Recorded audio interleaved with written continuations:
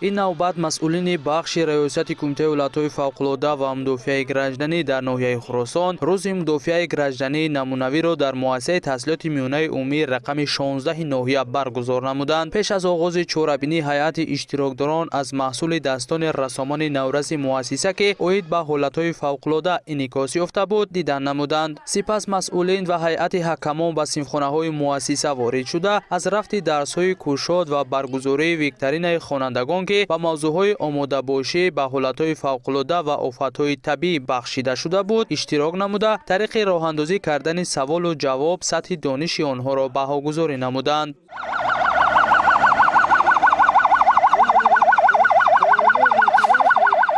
سپس با صدا دادن بانگ خطر خوانندگان مؤسسه مذکور صحنه به وقوع آمدن زمین لرزه و از داخل صنفخانه‌های تعلیمی به جایهای بی‌خوف گذشتن خوانندگان را به نمایش گذاشته همین طریق سطح آماده باشی خود را هنگام سر زدن حالت‌های ناخوش طبیعی نشان دادند. با گفته تشکیل کنندگان چنین چهاربینی‌ها با مقصد سنجش سطح آمادگی مقامات اداره‌کنی، دانش و سطح کسبی هیئت راهبری کننده، نیروهای غیر حربی مدافع گنجدنی تکمیل ملکه مستقلانه عمل نموده در همه گونه وضعیت‌های با وقوع آمده راه اندازی کرده می شود. طور مشاهده کرده شد خوانندگان با آمادگی همه‌جانبه با یاری آموزگاران و مسئولین کمیته ولایت‌های فوق‌العاده و مدافع گنجدنی در ناحیه خراسان از حساب خود گروه‌های مخصوصی یاری تعجیلی علاقه و ترتیبات جمعیتی تشکیل کرده بندهای اساسی نقشه چهاربینی امروزه را موفقانه انجام دادند. در این چهاربینی مذکور با جلب خوانندگان خود مؤسسه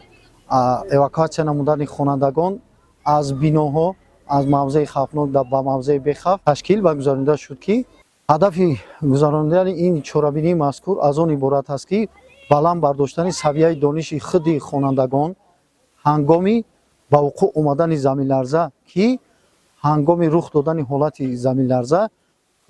خودشان حمایت کرده توانند. ضمن چهاربینی قید گردید که طبق نقشه چهاربینی‌های تصدیق گردیده با مقصد بلند برداشتن دانش و ملکه راهبران مؤسسه‌های تعلیمی، آموزگاران، خوانندگان و تکمیل مستقلانه عمل نمودن در حالت‌های فوق‌العاده همساله در تمام مؤسسه‌های تعلیمی حدود ناحیه چنین چهاربینی‌ها در سطح بلند آماده باشی تشکیل و گذرانده می‌شود. در انجام یک قطار اشتراکچیانی که در رفت چهاربینی فعالانه شرکت ورزیدند با سپاسنامه قدرشناسی گردیدند.